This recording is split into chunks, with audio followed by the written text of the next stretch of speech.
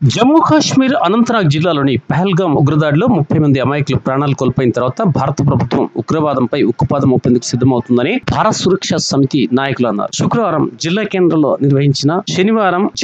నిర్వహించిన విలేకరుల సమావేశంలో నాయకులు మాట్లాడుతూ ఉగ్రవాదాన్ని అణచివేసేందుకు ప్రణాళికలు చేస్తుందని, పాక్ కనుమరుగయ్యే రోజు చాలా దగ్గరలోనే ఉందని అన్నారు. జమ్మూ కాశ్మీర్ లో హింస చోటు చేసుకోవడానికి పాకిస్తాన్ కారణమని వారి సందర్భంగా పునరుద్ఘాటించారు. అయితే నిత్యం పాక్ తమకేమి తెలియదని, తాము అమాయకులమని ప్రపంచాన్ని నమ్మించడానికి ప్రయత్నిస్తుందని, ప్రపంచ దేశాలు మాత్రం పాక్ ఆడుతున్న నాటకాలను చూస్తుందని వారన్నారు. ఈ కార్యక్రమంలో రాష్ట్ర ఉపాధ్యక్షులు మాజీ కౌన్సిలర్ ఏసీఎస్ రాజుతో పాటు ఉప్పాల సత్యనారాయణ, అక్కెంపల్లి కాశీనాథం, చిట్ల గంగాధర్, సింగం గంగాధర్, వేముల పోచమల్లు, వేముల దేవరాజం, బండారి మల్లికార్జున్, భాషటి దుబ్బరాజం, కొత్తకొండ బాలన్న తదితరులు పాల్గొన్నారు.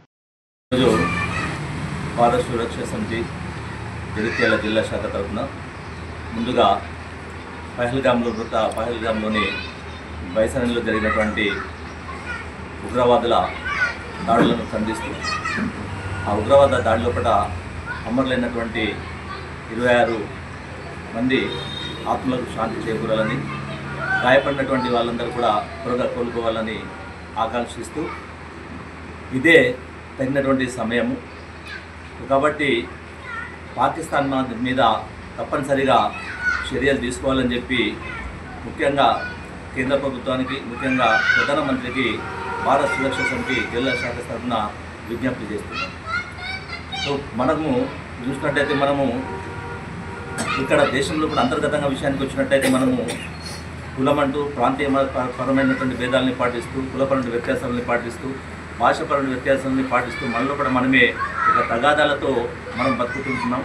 కానీ పాకిస్తాన్ ప్రేరేపిత ఉగ్రవాదులు భారతదేశంలోకి వచ్చి మనల్ని కేవలము హిందువుల కాదా అనేటువంటి పేరు మీదుగానే, హిందువులు అనేటువంటి పేరు మీదుగానే మనల్ని వాళ్ళు చంపడం అనేటువంటి జరుగుతుంది. అక్కడ కులం అనేటువంటి కానీ, భాష అనేటువంటి కానీ, ప్రాంతీయపరమైనటువంటి చూడకుండా ఒక హిందువులు అనేటువంటి పేరు మీదుగానే వాళ్ళని మన మీద హత్యలకు పాల్పడడం, హత్యలు చేయడం అనేటువంటి చంపివేయడం అనేది జరుగుతుంది. దీని అందరూ కూడా ముఖ్యంగా హిందువులందరూ కూడా ఒకసారి విశ్లేషించుకోవాల్సినటువంటి అవసరం ఉంది, ఆలోచించాల్సినటువంటి అవసరం ఉంది. పాకిస్తాన్ అనేటువంటిది ముఖ్యంగా ఏంటంటే ప్రపంచంలోనే పాకిస్తాన్ అనేటువంటిది ఒక ఉగ్రవాద దేశంగా తయారైంది, ఉగ్రవాదులకు అడ్డాగా మారింది పాకిస్తాన్ దేశం అనేటువంటిది. సో సరిహద్దు ప్రాంతాల్లో కూడా, దేశ సరిహద్దు ప్రాంతాల్లో కూడా ఉగ్రవాద శిబిరాలను నిర్వహిస్తూ, ఉగ్రవాదులకు శిక్షణ ఇస్తూ, వాళ్ళకి ఆర్థికంగా మద్దతు తెలియజేస్తూ, భారతదేశంలోకి వాళ్ళని చొప్పిస్తూ, భారతదేశంలో కూడా అశాంతిని సృష్టిస్తూ, అమాయకులైనటువంటి హిందువుల మన జవాన్ల యొక్క ప్రాణాలని మనుగొలైనటువంటి ప్రయత్నానికి ఆ ఉగ్రవాద దేశం అనేటువంటి పాల్పడుతుంది. సో శత్రువులు అనేటువంటి వాళ్ళని ఉంటే మనం ఊపికబడుతూ పోతుంటే ఆ ఉగ్రవాదం అనేటువంటి ఇంకా రెచ్చిపోతూనే ఉంటుంది. శత్రువు అని మనం చెప్తుంటాం, శత్రుశేషము రుణశేషం అనేటువంటిది ఉంచుకోకూడదు అనేటువంటి. శత్రువు అనేటువంటి వాడు పక్కలో పాము లాంటి వాడు, కానీ ఎప్పటికైనా కానీ చంపక తప్పదు. కాబట్టి పాకిస్తాన్ విషయంలో కూడా కేంద్ర ప్రభుత్వం అనేటువంటిది ఇలాంటి పరిస్థితిని అవలంబించాలని చెప్పి విజ్ఞప్తి చేస్తుంది.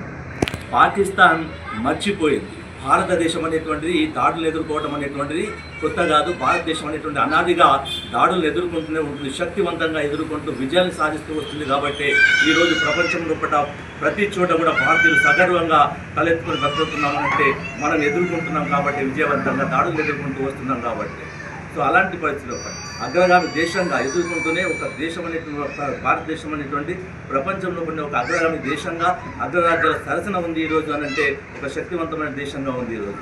సో మనకి ఈరోజు అగ్రరాజ్యాలు అయినటువంటి అమెరికా కానీ, రష్యా కానీ, జపాన్ కానీ, ఇజ్రాయెల్ లాంటి దేశాల మద్దతు కూడా ఈరోజు మనకు ఉంది. సో కాబట్టి ఇదే తగిన సమయం కాబట్టి తప్పనిసరిగా అఖిల భారతావనంతే కాదు, మొత్తం ప్రపంచంలో ఉన్నటువంటి భారతీయులందరూ కూడా పాకిస్తాన్ మీద తగిన చర్యలు తీసుకోవాలని చెప్పేటువంటి ఆరాటం లోపల భారతీయులందరూ కూడా ఎదురు చూస్తున్నటువంటి సందర్భం.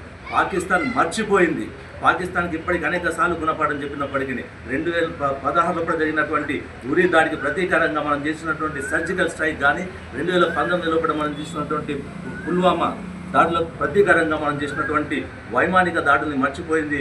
మళ్ళీ ఒకసారి దానికి మన యొక్క ప్రతీకారం అనేటువంటిది ఎంతో చూపించాల్సినటువంటి అవసరం ఉంది.